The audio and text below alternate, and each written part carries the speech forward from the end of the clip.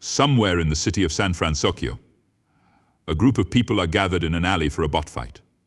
The reigning champion Yama destroys the opposing bot and challenges someone else to take him on.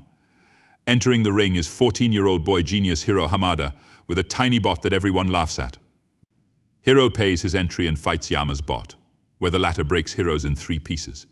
Hiro pays for a rematch and then shows what his bot can really do. It repairs itself and manages to take Yama's bot apart. Hiro collects his winnings, but an angry Yama threatens him with his goons. Coming to the rescue is Hiro's older brother Tadashi on his motorcycle. Tadashi gets Hiro out of there, but they both get arrested for Hiro betting on the bot fight. The boys are bailed out by their Aunt Cass. She is upset with them and takes them back to their home, which is right above the cafe she runs. We learn that she's been taking care of them for 10 years after their parents passed away. Tadashi asks Hiro what he is going to do with his life, since Hiro graduated high school at 13. Tadashi then takes Hiro with him somewhere. The two go to the San Francisco Tech Institute, Tadashi's college. He introduces Hiro to his other genius inventor friends Go-Go Tamago, who has invented a motorcycle with electromagnetic wheels, Wasabi, working with a plasma laser Honey Lemon, a bright and energetic girl who creates a big purple smoke bubble, and Fred, who is just the school's mascot but has a keen interest in science. Tadashi takes Hiro into a room and puts duct tape on his forearm and rips it off. Hiro yells in pain, which activates Tadashi's invention, a healthcare robot named Baymax. He assesses Hiro's pain level and uses something to get rid of his pain. Baymax deactivates when Hiro says he is satisfied with the results. Tadashi's Professor Robert Callaghan enters. Hiro recognizes him from his studies and research, which inspires Hiro to pursue an education at this school. Tadashi tells Hiro that a good way to get into the school is to impress Callaghan by presenting an invention for a showcase at the school. Hiro starts to come up with ideas but is frustrated that he can't come up with anything good. Tadashi inspires Hiro to look at the project from another angle.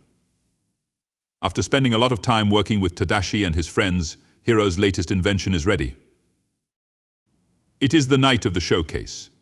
Hiro, Tadashi, and the friends wheel in barrels around the room.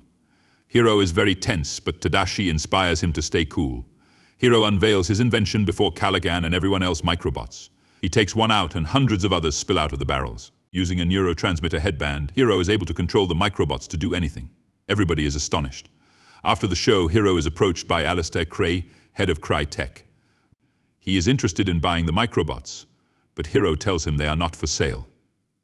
Callaghan then hands Hiro an envelope to invite him to register for classes. Outside, Hiro thanks Tadashi for bringing him to the school.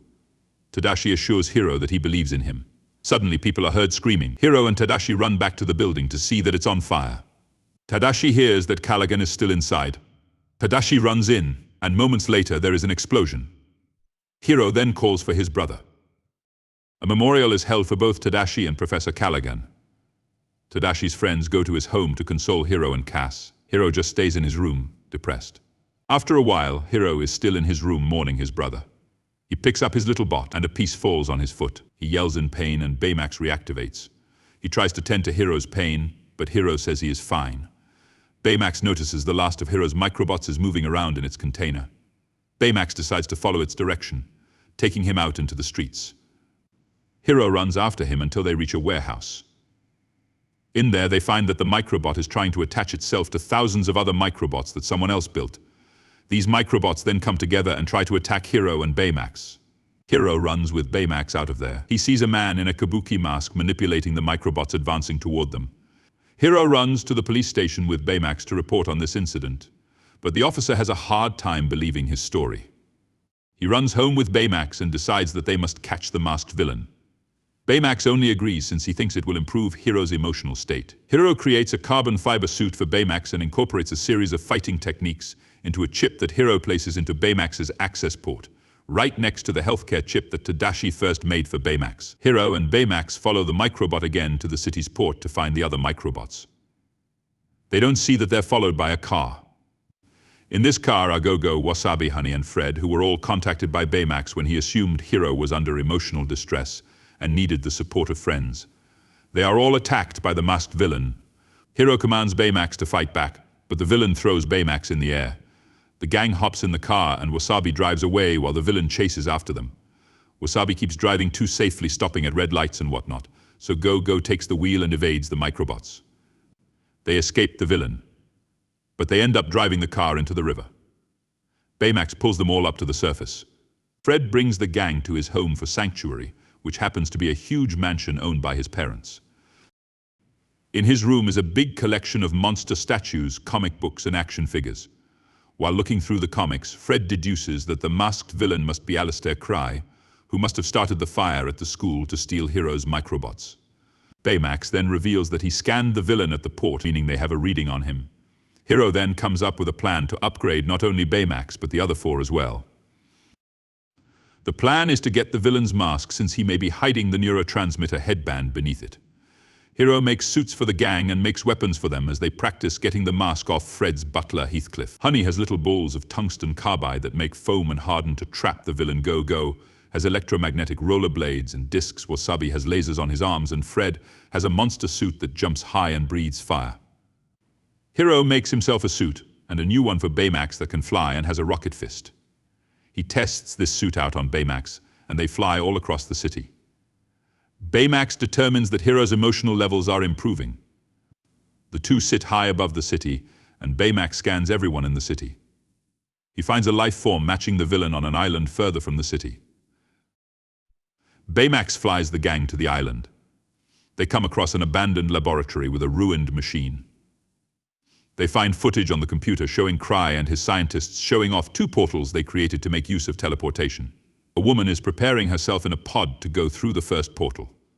One scientist tells Cry that he notices an irregularity, but Cry ignores it.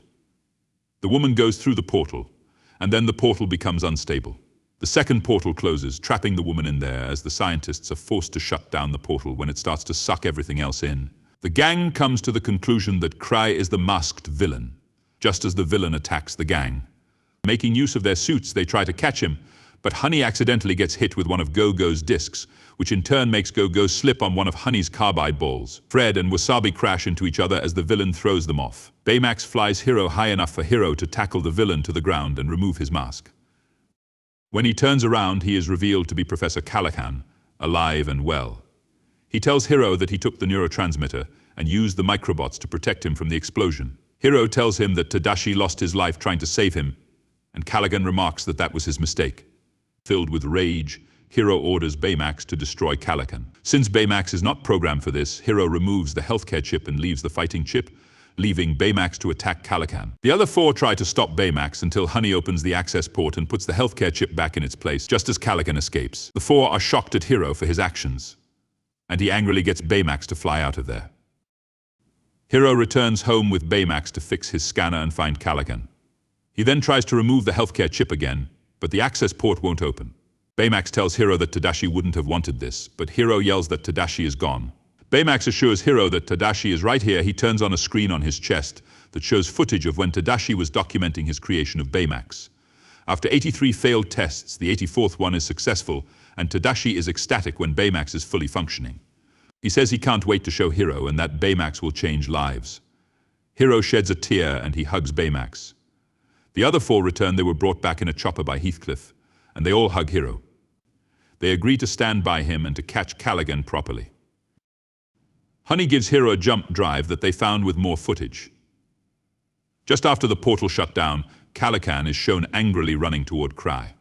Right before the woman entered the pod, Calican hugged her.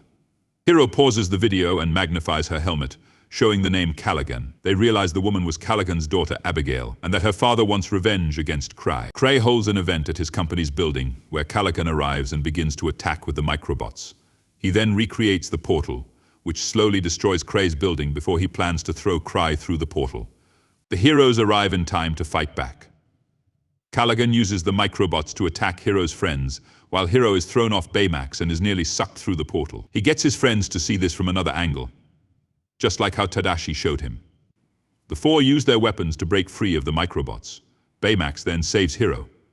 Hero tells them to send the Microbots through the portal so that Calican will have nothing to use against them.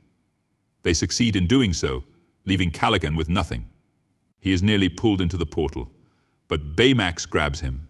The portal falls to the ground and is still active. Baymax then says he detects a life form coming from the portal, and it is a female in hypersleep. Abigail is still alive, and Hero rides Baymax through the portal to rescue her.